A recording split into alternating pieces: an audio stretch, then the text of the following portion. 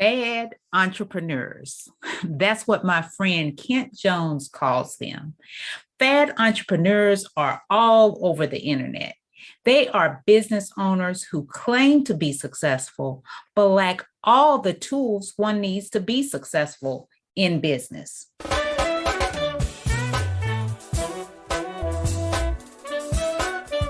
Welcome to the Empowerment Zone with Ramona Houston, where we zone in on Black and Brown relations and our journey to empowering our communities.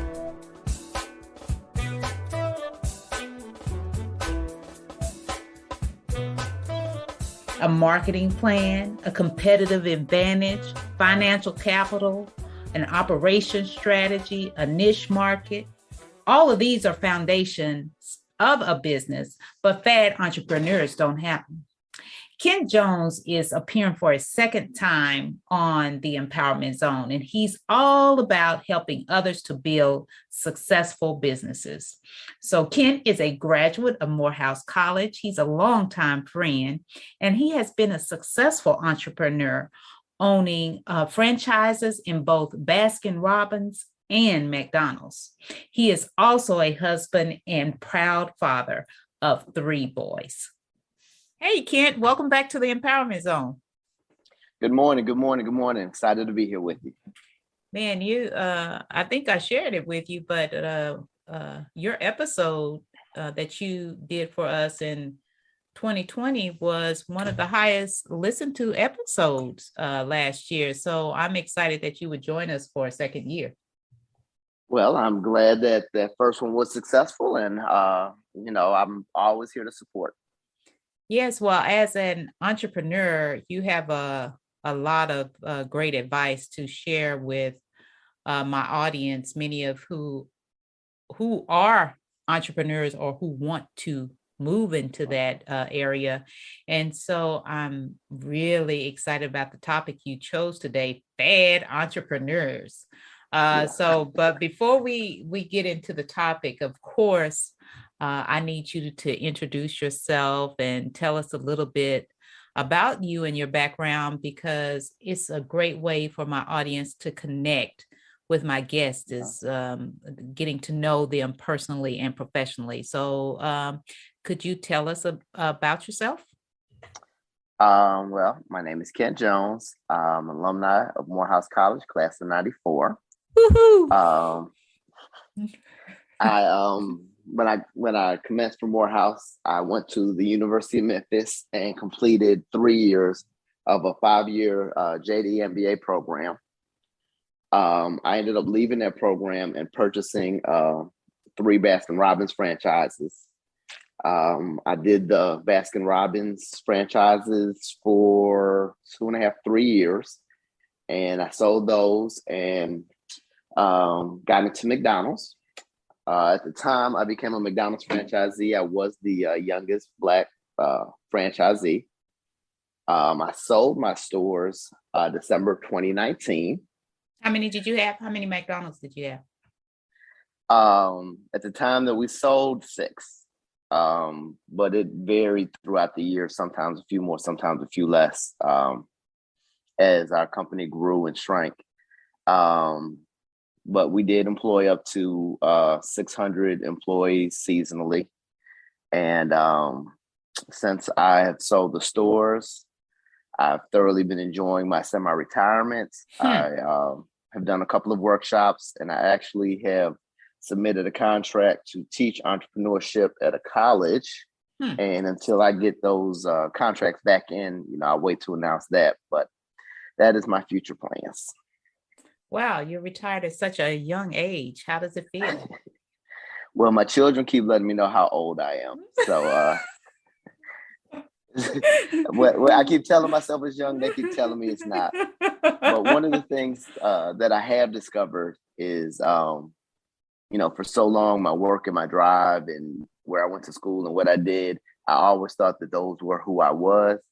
And now that I don't have those things, I've really become happy about who I am as a person. I only do mission-led works, like even this education opportunity. I'm working at a HBCU, and it's really, really not about the paycheck. It's about hopefully helping other young Black entrepreneurs get their start. Before we get on to your topic, I really want to ask you to expand upon that thought. You were saying that stuff isn't who you are, but you found Yeah. white men. Now, can you explain to our audience, because I'm sure a lot of people could get a lot out of that. Yeah, like a lot of times, John Smith is a lawyer, or Marcus Jackson is a doctor.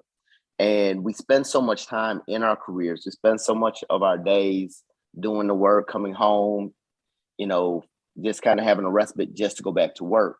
And that becomes who we are, the labors that we do. And being freed of that, and I get it. A lot of people in my age don't have this kind of economic freedom yet. But to have the freedom to do the things that you want to do. I work with an organization called Heal the Hood that does mentoring and goes into our inner city schools. I do some things with my church. I've done some things with the food bank, but everything I do now is mission-based. It's all about doing purpose-led works. And the other thing is, I only work on my time. If I don't want to go in on Thursday, I don't go in on Thursday, as opposed to my time being structured by work or by other people. Wow. I'm just impressed. Well, I don't want to say impressed, but intrigued with that concept of how you feel freer in that your time and your energy and your talent is not dominated by the work you do, and even more so the way you define yourself, a way other people define you. Just a philosophical question before we get on to let me tag on to that a little bit. The other part of that is that we spend so much of our time trying to reach a goal, trying to get to a point in our career, trying to become a vice president or be a doctor or whatever your goal is. And the goals in themselves, unless it truly is your purpose, it's not going to fill you up. It's just going to be work. And I can't tell you how many doctor friends I have. I do have a couple that thoroughly enjoy their jobs, but I do have a lot of them who are like, when I was in school, this isn't what I thought it was going to be. That I spend as much time charting as I do with my patients. I have to turn my patients over every 15 minutes because that's what's required, and the real work of our jobs doesn't fill us up. At least that's what I've discovered in my journey. Wow. And I'm glad you expanded up on that. And my question from a philosophical stance, if looking back on your own career and your own spiritual development, and then how can a person have a professional career and at the same time be filled? Because you stated you feel more fulfilled now that you don't have that. You get to do what you want to do and you work on mission-led work. But for our professionals out here who want both simultaneously, how can we have professional careers and at the same time be fulfilled in the work we do? It shouldn't have to be just after when you retire. Right. Is it possible? And they're not diametrically opposed to one another. When I had my franchises, like I said, I employed 600 people. I understand McDonald's isn't the greatest job, but I had managers who'd been with me for 15, 20 years who never graduated from high school, finished with stock, with a retirement plan, and had a career path. I took very seriously, not the high school kids, because to them it was just a job to have money in their pocket, but for the adults that worked for me. And some of them still reach out to me. They know that they could, hey, Mr. Kent, I'm a little short on my light bill, that I took my responsibility of them and their families to bed every single night. Like, that was what stressed me. You can find purpose in your job. Everybody can. There's an kind of a moral strength in working. Is that your life's purpose? And for me, it hasn't been. I was able to feed my family and do all the things that I wanted to do because of my work. But what I would have gotten the most out of, because I've also coached for the last 15 years, is coaching, is mentoring with children, maybe even teaching. And, that's what I said I'm kind of going into now. But a lot of us end up doing what we have to do. And then they have this whole saying, oh, if you do what you love, you'll never have to work a day in your life. And when I talk to people who've done that, most of the time, and not all the time, it's not 100%, but a lot of times what they've done is they've taken their passion and they've made it work. And they made it where they got to be there from 8 to 5, Monday through Friday, whether they like to or not. They have to work with people, whether they like them or not, and it's no longer their passion. I have friends that are teachers and principals who are very passionate about the kids, very passionate about the work they do, but they have all this BS that goes along with it. Mm-hmm. They have the economic restraints. They have all of the lesson plan, like all the other stuff that takes away from them connecting with their students. So I'm not saying that they're opposed to one another, but what I'm saying is once I was free from having to work and allowed to do the things that I wanted to, and you might not want to do nothing. You might just want to enjoy life.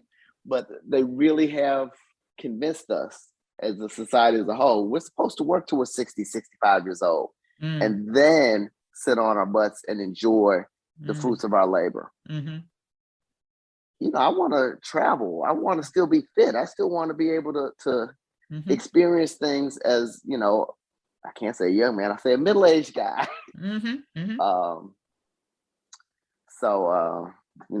Just now you got me all on the tangent. I was a philosopher, Well, when you stated it, I couldn't help but get your perspective on that idea, because like you said, our society teaches us that we have to work, and then 65 retire and enjoy life.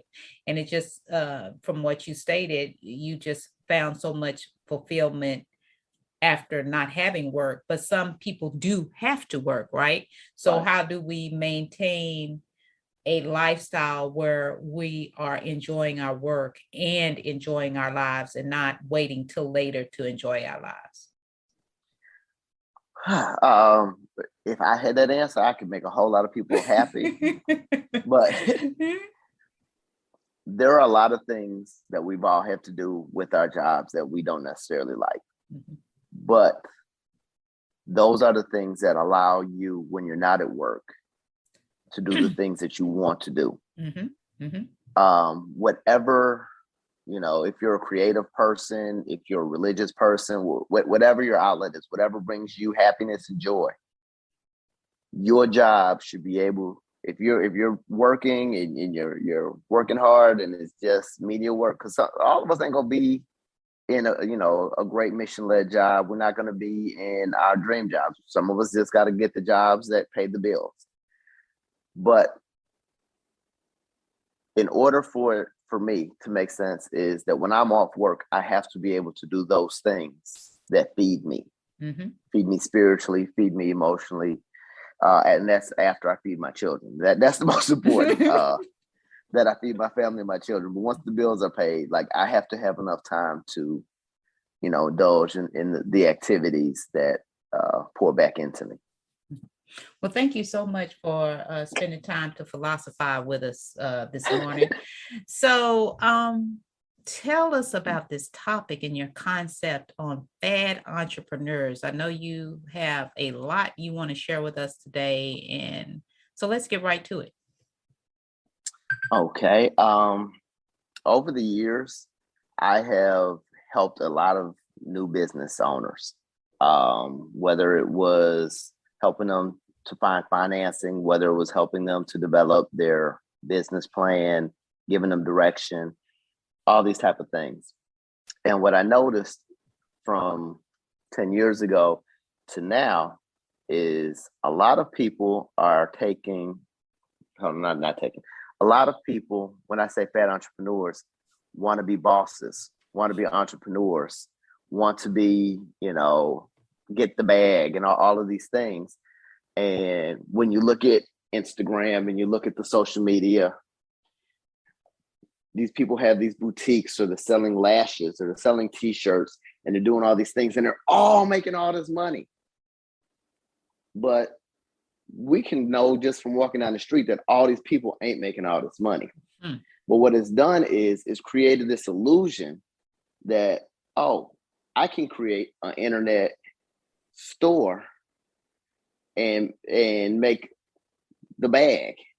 And all they'll do a little bit of research to figure out where they can get whatever clothes cheap, and then do the resale on them, or whatever their small business idea is, without really doing the foundation work that they need to have a successful business, one, or two, understanding what the real opportunities in that business are.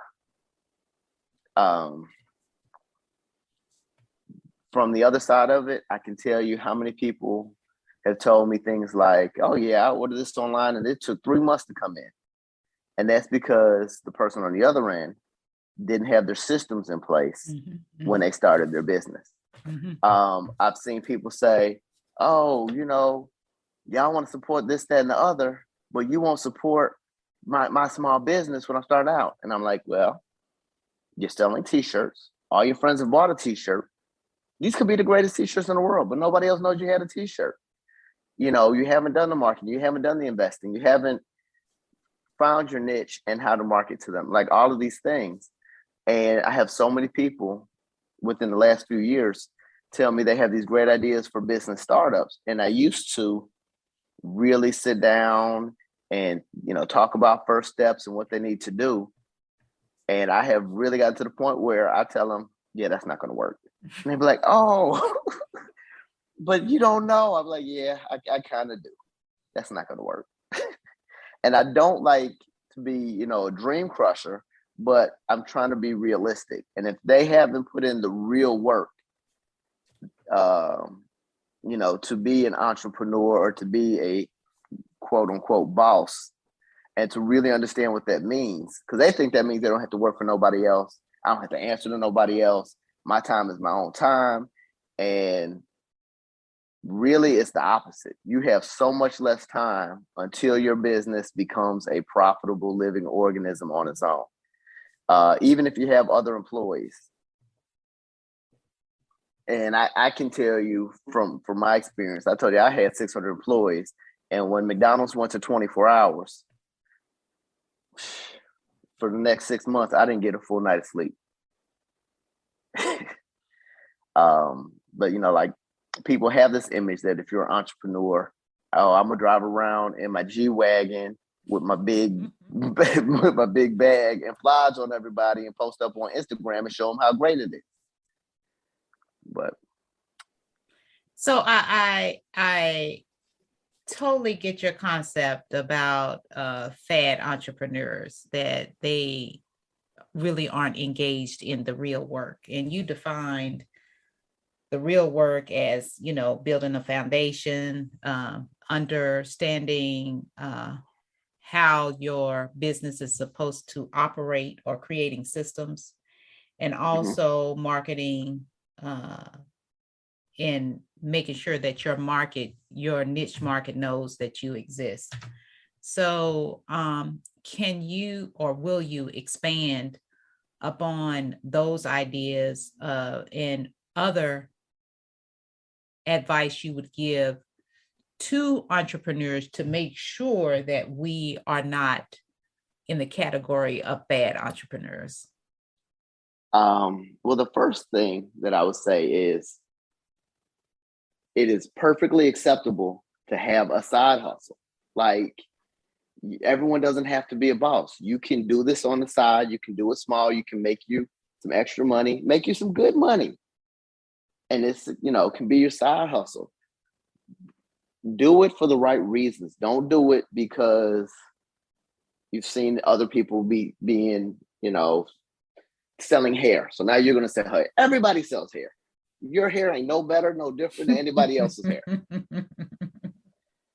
Now, unless you have a built-in marketplace of customers that are going to buy hair from you, maybe this isn't your lick. But to really, really, really, and this is what, when people come to me, I tell them it's not going to work. I tell them to do their research. I was like, don't do your research on Instagram. Go find out what the norms are for the industry. Find out how many people are doing it. Find out how many people are doing it in your community. Find out what would separate you from them. If you don't have an idea of who your customers are, you don't have any customers. And those are the kind of things that I impress on people. And I try to do it in a positive way. But lately, because so many people have come to me with an idea or a thought or an image rather than a thought out business plan, I have recently gotten real short. And that's one of the things that I want to focus on. Well, I have focused on in my workshops and want to focus on in the class is building your business from the ground up. Because when we see them on Instagram, or we see people that at least show pictures of success or have this modicum of success, we all imagine ourselves there and start from the top rather than seeing the struggle. Because even the ones that are successful had to build it up. And if you don't have an investor, because a lot of times we just see the success, but we don't see the growth, we don't see the struggle, and we don't see where they're getting their initial funding, which is always a big part, and no one ever talks about it. If you're gonna sell hair, how are you gonna buy the hair? Where are you gonna get the money from? If you're gonna do an online boutique, how are you gonna have your inventory? How much money is gonna be tied up in your inventory before it sells out? Do you have that kind of float? But nobody talks about those kind of concepts. So they're always looking from the successful perspective down rather than looking at building their business from the ground up. So when you talk about building your business from the ground up, can you expand on that? Because there's different connotations for that. Because building your business from the ground up, everybody builds their business from the ground up. If you look at it, all businesses are new businesses unless you have inherited something. So what do you mean by building business from the ground up?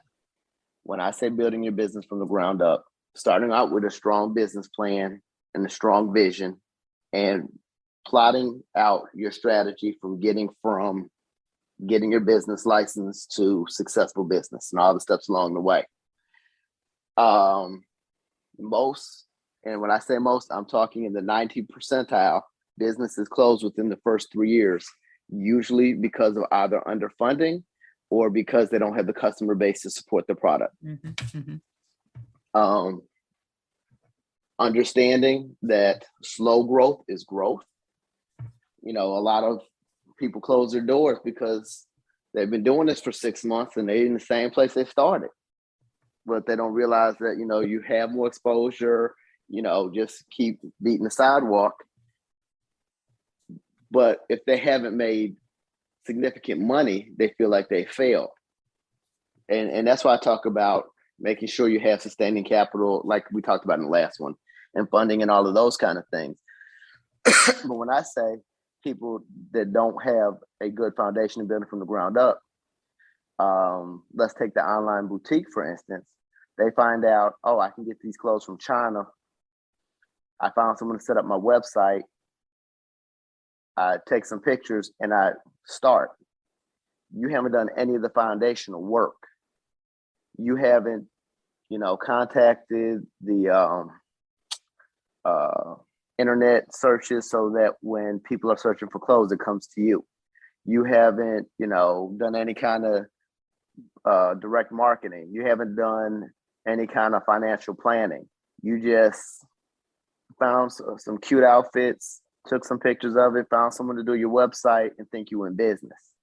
And that's what I mean when I say you haven't done the foundational work. You haven't built from the ground up. Okay. So we're using the built from the ground up, just using the house as an analogy. You didn't do the foundation. You didn't put up the siding. You just started with the roof, and the foundation wasn't built first. That's kind of an analogy. Like putting the walls together before you laid any concrete. Yep. And yep. even if the house looks pretty on the outside, Mm-hmm.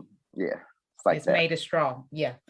Good advice. So in our last few minutes, can you give us some specific calls to action for you stated many in the process of you talking, but what points would you like to highlight to ensure that the entrepreneurs who are listening to you or aspiring entrepreneurs don't become the fad entrepreneurs, as you call them? I'll give you a couple. The first is successful entrepreneurs love to talk about themselves.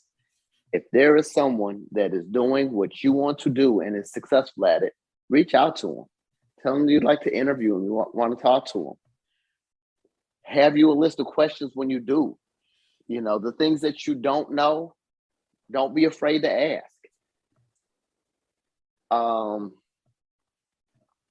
second thing, and I when you asked for calls of actions the last time, I know I said this. For your first few years, hopefully you can make some money at it. But if you don't make money at it, you need to have had a plan to have the company be self-sustaining, because you can have the great product, all of these things, and it doesn't have enough blood, which is the cash flow, doesn't have enough blood to keep sustaining its life. I'm working with a company now that was local that just got a national contract, and they can't produce their product to service all of the new outlets. And we were talking about it, and I said, I put them in touch with some other people, but I was like, you need to tell these folks you can't do this till next year. Because what's going to happen is you're going to get all of these orders that you can't fill. Mm. And, we called the people, we went back, and that's where we are with it. And, sometimes you have to take a step back. We all want to, and he had his plan, but the opportunity came up and he changed his plan.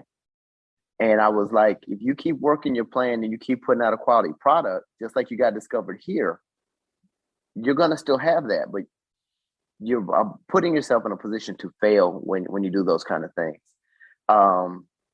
So yes, stick to your plan, have sustaining capital, and talk to successful people who are doing what it is that you want to do. Those would be my top 3 pieces of advice. Great advice. So for the entrepreneurs out there, if anybody wants to get in contact with you and having a more extended conversation with you, or if they want to take that class from you in person or virtually, how would they get in contact with you? Well, I actually don't really do any consulting, but if anyone was to reach out to you, I'd be more than happy to answer any correspondence. Okay, sounds great. So if you're interested in getting in touch with Kent Jones, you can get in touch with me, Ramona Houston, at the Empowerment Zone on my website, ramonahouston.com, and I will make that connection for you. Thank you so much, Kent. This has been a really, really great conversation to have with you, as always.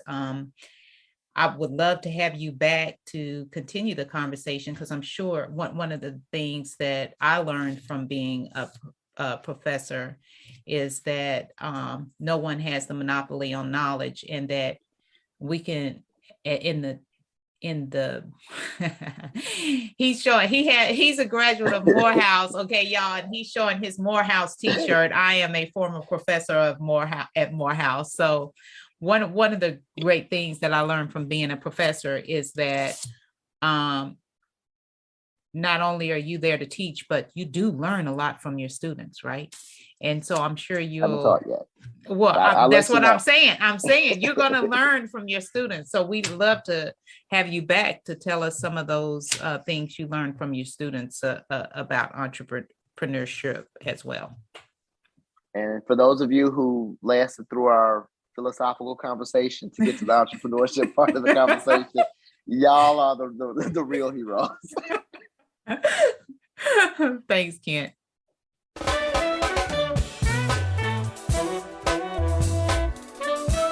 So Kent, we're now in our college strategies portion of our interview, and you gave us some great advice last time you were on. So what advice would you give students who are attending college or aspire to attend college to make sure that they are successful? But before you do, forgot to ask you, what school or schools did you attend?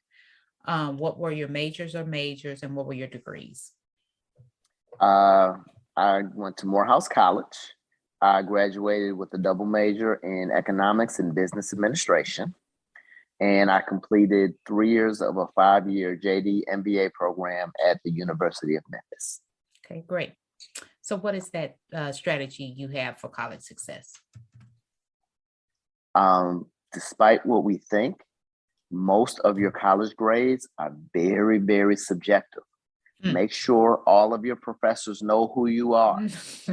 You can take a strong C, do those office hours, stay after class, and you can get a B. That's my advice, and I promise you it works. Okay, so ignore the fact that he said we'll push you over, even though I do agree with him. We can push you over, meaning professors. But most importantly, he's saying build relationships with your professors. That's the most important thing you want to get out. And I do totally agree with him that when it comes time to it, if you have that 88 average or that 89 average, and the professor sees that you have taken initiative all semester, that you've done everything you could do to excel in the class, I do agree, even though I don't want to agree, that sometimes professors do push you over into that A. If you go to your professor's office with an 88 and they have not seen you all year, and you say, hey, my name is Kent and I need to talk to you about my grades, they have you're nobody to them. But if you have spent the time building that relationship, been by their office hours, asked them questions about problems, they are very, very, most of them are very willing to work with you.